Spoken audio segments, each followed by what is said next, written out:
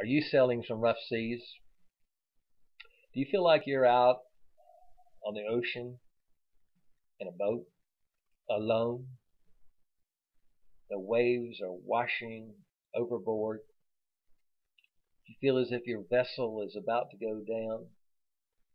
You feel yourself sinking into darkness, drowning in despair. You feel hopeless, overwhelmed by your situation, that there is no way out. No lifebuoy to hold on to, no lifesaver to swim to you. If that's the case, be encouraged. You're not alone.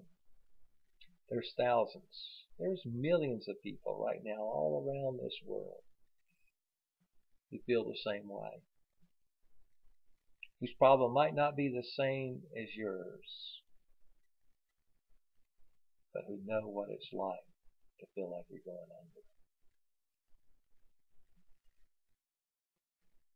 I have felt that way. Even those who were closest to Jesus have felt that way. Their faith faltered. Their faith failed. And in this passage in Matthew 14, one of them literally fell, F-E-L-L, fell into the sea and was drowned. Matthew 14 records two instances of those who were closest to Jesus, his disciples, when they encountered rough waters, both literally and symbolically, and they about went under. Let's look at those two instances. First of all, in Matthew 14,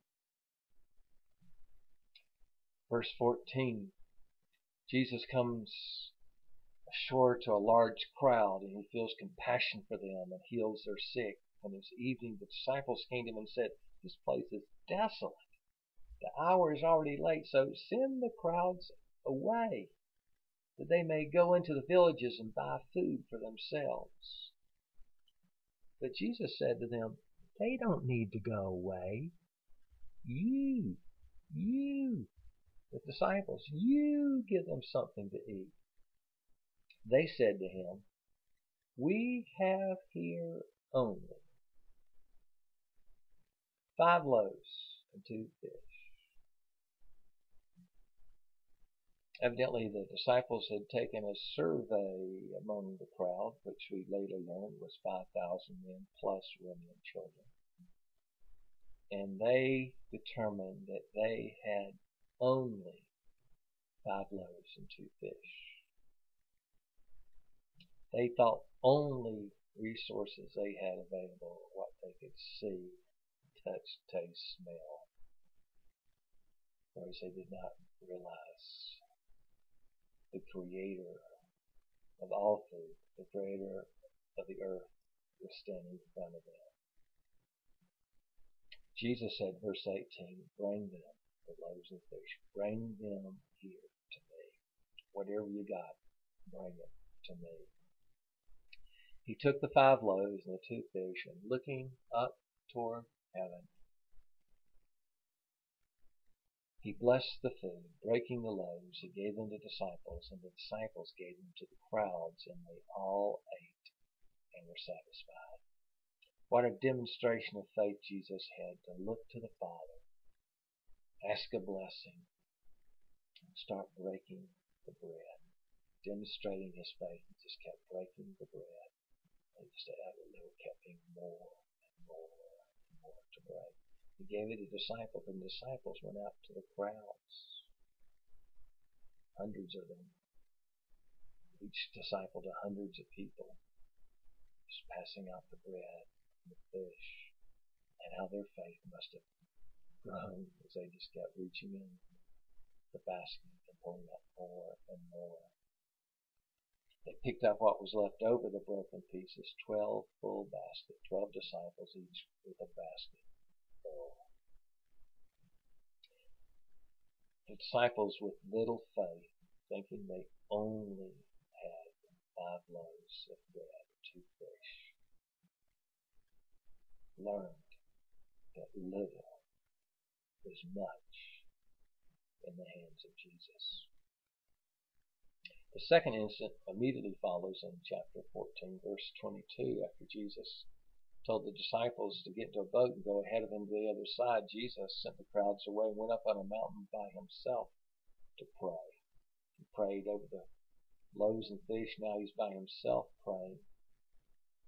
The disciples were out in the boat, and a great storm comes up, battered by waves. The wind was contrary, the fourth watch of the night, and late at night. Jesus came to them, verse 25, walking on the sea. When the disciples saw him walking on the sea, they were terrified and said, "It's a ghost!" And they cried out in fear.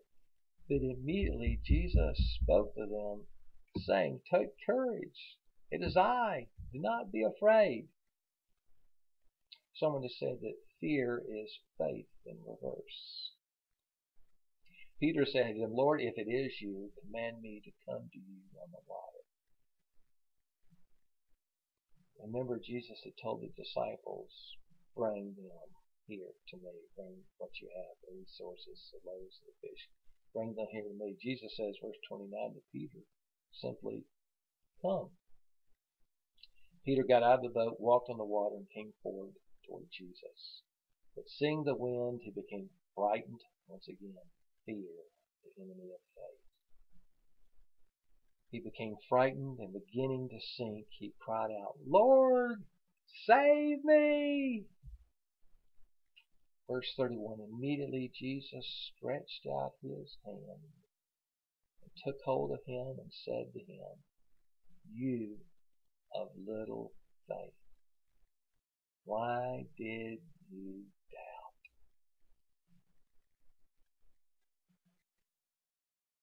Peter took his eyes off Jesus and looked just at his problem, the danger around about him.